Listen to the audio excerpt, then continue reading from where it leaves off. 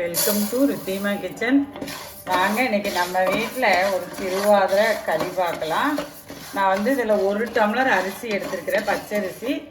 அதை கழுவி நான் துணியில் போட்டு காய வச்சு எடுத்துட்டேன் அரிசியை.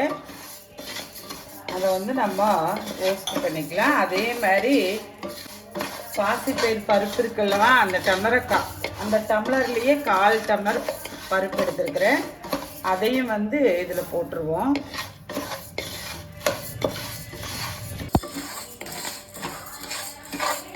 பருப்பும் அரிசியும் 1/4 கிலோ இருக்கும்.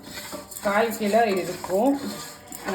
நான் பருப்பும் அரிசியும் நல்லா வறுத்துக்க போகிறேன். அதே போல் வெல்லம் வந்து நீங்கள் கரைச்சி வச்சுருக்கேன். நான் தண்ணியில் கரைச்சி இழுத்து வச்சுருக்கேன். நீங்களும் அது மாதிரி செஞ்சுக்கங்க. கல் ஏதாவது இருக்க வேண்டாம். கரும்பு சர்க்கரையாக இருந்தாலும் அதே மாதிரி செய்யுங்க, வெல்லமாக இருந்தாலும் அதே மாதிரி செய்யுங்க.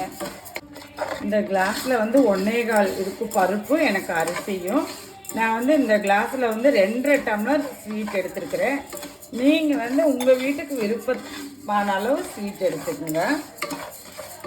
ஆனால் இந்த களிக்கெல்லாம் வந்து கொஞ்சம் ஸ்வீட்டு ஜாஸ்தி இருந்தால் தான் அந்த நல்ல ஒரு டேஸ்ட்டு வரும். திருவாதிரை களி ரெசிபி எங்கள் சேனலில் இருக்குன்னு அதுவும் செஞ்சு பாருங்கள், இதுவும் செஞ்சு பாருங்கள். அதுவும் நம்ம வீட்டு ரெசிபி தான்.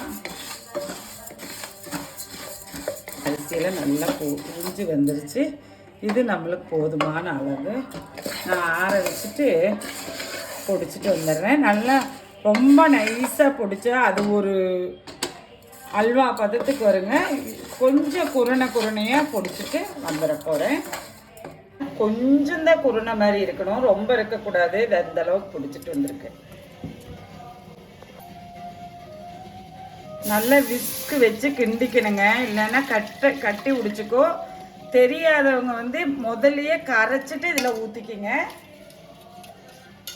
நம்ம வெள்ளை தண்ணி ஊற்றிருக்கிறோமில்லவா, இந்த டைமே வந்து நீங்கள் வந்து கொதி வர்றதுக்கு முன்னால், சூடாகிறதுக்கு முன்னால் நம்ம பொடிச்ச மாவை போட்டு நல்லா கிண்டி விட்டுக்குங்க. நல்லா விஸ்கு வச்சே கிண்டி விட்டுட்டிங்கனாலும் சரி, சட்டுவம் வச்சு கிண்டி விட்டிங்கனாலும் சரி, முதலையே கிண்டி விட்டுட்டிங்கன்னா அது வந்து ரொம்ப கட்டை பிடிக்காது. தெரியாதவங்களுக்கு ஈஸியாக இருக்கும். பார்த்தீங்களா?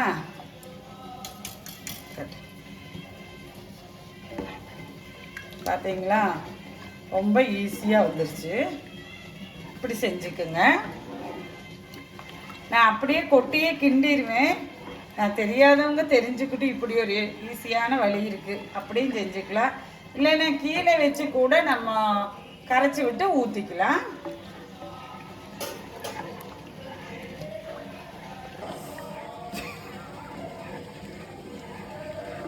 நல்லா கைவிடாமல் கிண்டிக்குங்க. ரொம்ப உங்களுக்கு கெட்டி இதாகிற மாதிரி இருந்தால் கொஞ்சம் சிம்மில் வச்சுக்கலாம். திருவாதிரை களி எல்லாம் வந்து சாமி கும்பிடுற விதம் எல்லாமே வீட்டுக்கு கொஞ்சம் டிஃப்ரெண்ட் வருங்க. அதெல்லாம் உங்கள் வீட்டில் பெரியவங்க எப்படி எடுத்துருக்காங்களோ அது மாதிரி எடுத்து பழகிக்கிங்க.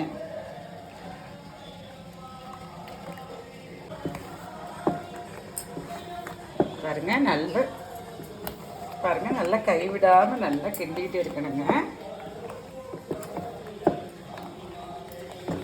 அடுப்பை சிம்மில் வச்சுட்டேன்.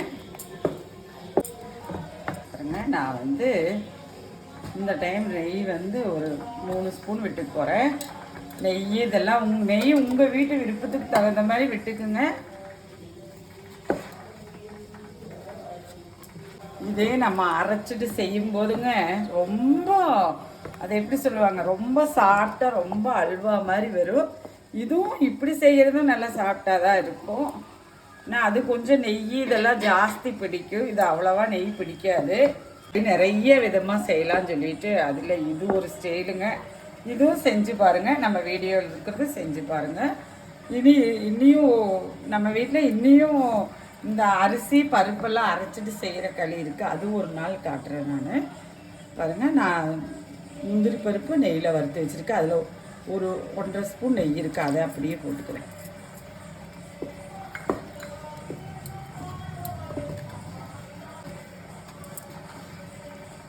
பாருங்கள் நமக்கு வந்து களி ரெடி ஆயிடுச்சு.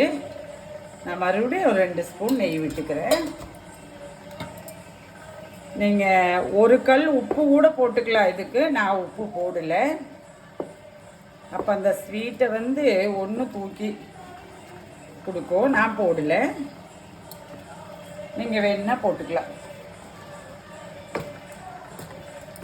பாருங்கள் களி ரெடி ஆயிடுச்சு. இது நம்ம அந்த கிண்டுற பக்குவம், நம்ம ஊற்றுற நெய், இனிப்பு இதெல்லாம் வந்து கரெக்டாக இருக்கணுங்க. இந்த களி ரொம்ப நல்லா வரும். வாங்க நம்ம வீட்டில் சாமி கும்பிட்டுட்டு சாப்பிட்லாம். நன்றி, வணக்கம்.